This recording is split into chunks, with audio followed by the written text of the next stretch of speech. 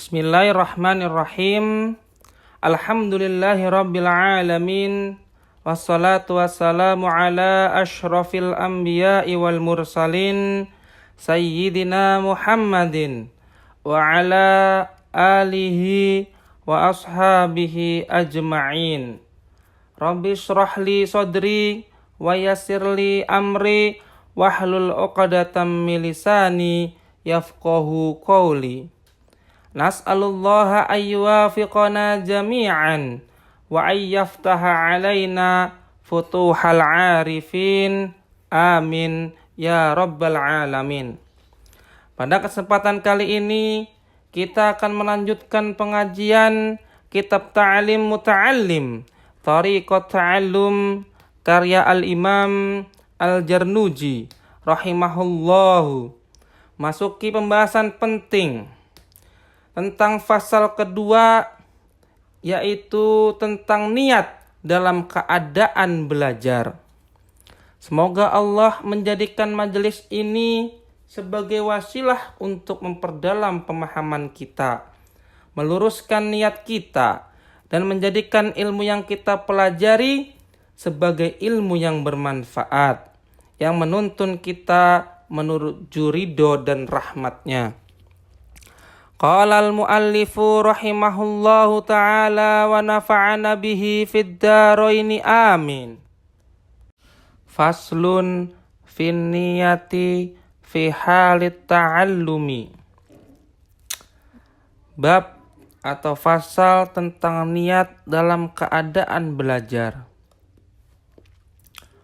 Thumma la budda lahu minan niyati fi zamanit ta'allumil ilmi. Kemudian seseorang tidak boleh tidak memiliki niat dalam waktu belajar ilmu atau belajar. Idzin niyati hiyal aslu fi jami'il ahwali. Karena niat adalah dasar dalam semua keadaan. Liqaulihi alaihi salatu wassalam, sebagaimana sabda Nabi sallallahu alaihi wasallam, innamal a'malu binniyati, sesungguhnya amal itu tergantung pada niatnya. Haditsun sahihun, hadis ini adalah hadis sahih. Wa an Rasulillah sallallahu alaihi wasallam, dan dari Rasulullah sallallahu alaihi wasallam bersabda, kam min amalin yatasawwaru bi surati a'malid dunya wa yasiru bi husnin niyati min a'malil akhirati. Betapa banyak amal yang tampak seperti amal dunia, namun dengan niat yang baik menjadi amal akhirat. Wa kam min amalin yatasawwaru bi surati a'malil akhirati thumma yasiru min a'malid dunya bisu'in niyati. Dan betapa banyak amal yang tampak seperti amal akhirat lalu menjadi amal dunia karena buruknya niat. Menuntut ilmu harus diawali dan disertai dengan niat yang ikhlas, yaitu untuk mendapatkan ridha Allah Subhanahu wa ta'ala, menghilangkan kebodohan dari diri sendiri dan orang lain, dan mengamalkan ilmu yang diperoleh. Niat yang salah bisa menghapus pahala, bahkan menjerumuskan kepada dosa riya. Bahkan aktivitas yang tampak biasa-biasa menjadi ibadah jika disertai niat yang benar. Wa yambagi ayyan wiyal muta'allimi, dan sepatutnya penuntut ilmu berniat bitalabil ilmi ridallahi ta'ala wad darul akhirati. Dan penuntut ilmu demi ridha Allah dan keselamatan di hari akhirat. Wa ijalatal jahli an nafsihi wa an sairil juhali, untuk menghilangkan kebodohan dari dirinya sendiri dan dari orang-orang bodoh lainnya. Wa ihya ad-dini wa ibqa'al islami, menghidupkan agama dan menjaga keberlangsungan Islam. Fa inna baqa'al islama bil ilmi, karena sesungguhnya eksistensi atau keberlangsungan Islam tergantung pada ilmu. Wala yasihhu zuhdu wa taqwa ma'al jahli. Adapun orang juhud dan takwa tidak sah menjadi juhud atau takwanya bersama kebodohan. Wa ansyada syekhul imamul azallu Burhanuddin sahibul hidayati si'ran li ba'dihim. Dan Syekh Imam Burhanuddin, penulis dari kitab Al-Hidayah, mengutip syair dari salah seorang ulama. Sebelum belajar, luruskan niat, cari ridha Allah, dan untuk memperbaiki umat. Belajar bukan sekedar formalitas akademik, tapi jihad mempertahankan Islam. Jauhi kejahilan atau kebodohan, karena tanpa ilmu, takwa dan ibadah bisa tersesat arahnya. Ilmu adalah cahaya kehidupan Islam. Tanpa ilmu, agama akan redup dan kabur.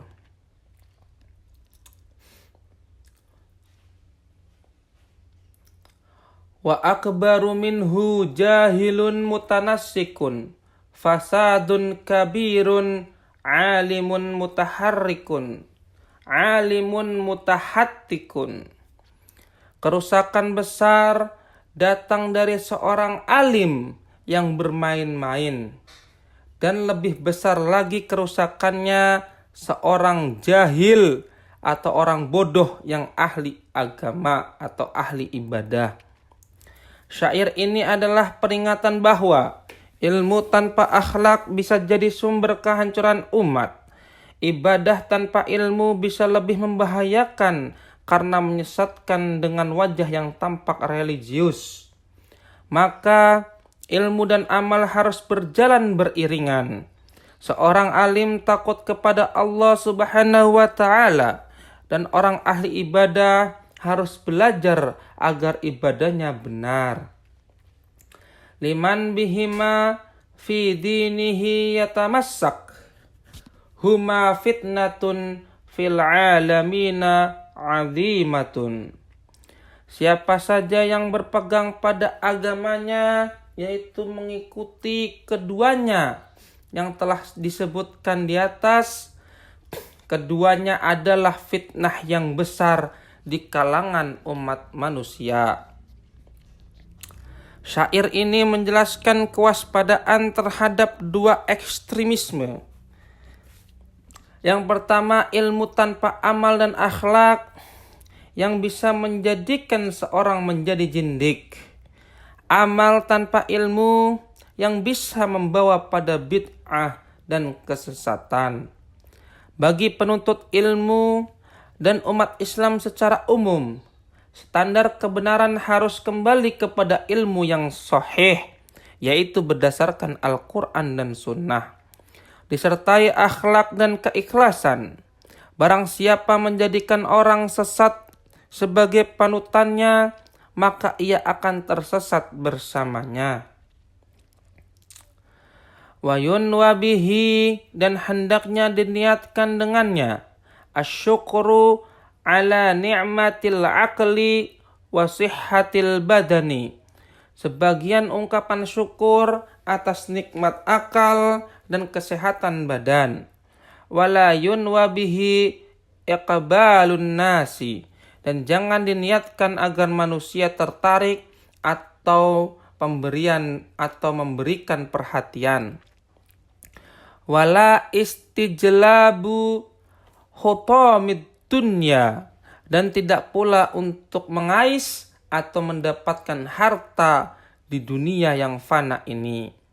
Wal karamata 'inda sultani wa ghairihi, dan bukan untuk mencari kehormatan di sisi penguasa atau selainnya. Kalimat di atas ini merupakan nasihat dalam menjaga niat ketika menuntut ilmu atau beramal. Bahwasanya tujuan utamanya haruslah ibadah dan syukur kepada Allah Subhanahu wa taala. Khususnya atas nikmat besar seperti akal sehat dan tubuh yang kuat. Tujuan duniawi seperti popularitas, harta, atau pengaruh adalah niat yang merusak keikhlasan dan menghilangkan nilai amal. Bahkan mencari kemuliaan di hadapan para penguasa karena ilmu juga diperingatkan di sini. Karena hal itu bisa menjerumuskan seseorang pada ria dan ujub. Qala Muhammad binul Hasani rahimahullahu ta'ala, Muhammad bin Hasan rahimahullah berkata, "Lau kana an-nasu kulluhum 'abidi la'a'taqtuhum." Seandainya seluruh manusia adalah budakku, niscaya aku akan memerdekakan mereka semua. Wa tabarra'tu min walaihim, dan aku akan berlepas diri dari perwalian mereka. Wa man wajada ladzatal ilmi wal amali bihi qallama yarghabu fima 'indan nasi. Barang siapa merasakan kelezatan ilmu dan mengamalkannya, maka jarang sekali ia tertarik kepada apa yang dimiliki manusia. Angshadana Syekhul Imam Al-Ajal Qawamuddin Hammad bin Ibrahim bin Ismail As-Safaru Al-Ansari. Telah dibacakan kepada kami yaitu Syekh Imam yang Agung Hammad bin Ibrahim bin Ismail As-Safaru Al-Ansari, yaitu sebuah syair. Imla'an li Abi Hanifata rahimahullahu ta'ala. Sebagaimana imla atau dikte lisan dari Abu Hanifah rahimahullahu ta'ala. Maksud kalimat di atas adalah ilmu dan amal adalah jalan menuju kebahagiaan sejati dan kemerdekaan batin. Orang yang telah merasakan manisnya ilmu yang diamalkan akan terbebas dari ketergantungan pada manusia dan dunia. Ucapan ini mengajarkan kita untuk mengutamakan ilmu, amal, dan keikhlasan, serta tidak menjadikan manusia sebagai tujuan, melainkan menjadikan Allah sebagai satu-satunya tujuan hidup. Man talabal ilma lil ma'adi fadhkur bifadlin minar rasyadi. Barang siapa mencari ilmu untuk bekal akhirat, maka ketahuilah bahwa itu merupakan karunia dan petunjuk dari Allah Subhanahu wa ta'ala. Bait syair ini menekankan pentingnya ilmu yang lurus dalam menuntut ilmu, yaitu untuk akhirat bukan untuk dunia, dan keberhasilan seseorang dalam itu adalah bukti bahwa Allah Subhanahu wa ta'ala telah memberikan taufik dan petunjuk kepadanya. Fayal khusrani talabukahu linaili fadlin minal ibadi. Barang siapa mencari ilmu dengan tujuan agar dihormati dan dimuliakan oleh manusia, maka ia akan mengalami kerugian. Syair ini mengingatkan bahwa mencari ilmu atau beramal dengan niat duniawi seperti ingin dihormati atau dipuji manusia adalah kerugian besar. Orang seperti itu akan menyesal karena tidak mendapatkan pahala akhirat. Amalan sia-sia di sisi Allah Subhanahu wa ta'ala. Allahumma illa idza talabal jaha. Ya Allah, kecuali jika ia mencari kedudukan atau pengaruh, lil amri bil ma'rufi wan nahyi 'anil munkari, untuk menegakkan amar ma'ruf dan nahi mungkar, wa tanfidhil haqqi wa i'zajid dini, dan menegakkan kebenaran serta kemuliaan agama, la li nafsihi wa hawahu, bukan karena kepentingan dirinya dan hawa nafsunya. Fayazuzu dzalik, maka hal itu diperbolehkan. Biqadri ma yuqimu bihil amro bil ma'rufi wan nahya 'anil munkari, sebatas yang diperlukan untuk menegakkan amar ma'ruf dan nahi mungkar. Kalimat di atas ini menjelaskan pengecualian dalam hal mencari kedudukan. Secara umum, mencari pengaruh, kehormatan, atau kekuasaan dilarang jika diniatkan untuk kepentingan pribadi. Namun diperbolehkan bila tujuannya murni untuk agama. Islam tidak mendorong seseorang untuk ambisi jabatan atau kedudukan, kecuali jika itu digunakan sebagai sarana untuk memperbaiki umat dan menegakkan nilai-nilai Islam. Maka itu pun harus ikhlas, tidak berlebihan dan proporsional. Wallahu a'lam bishawab.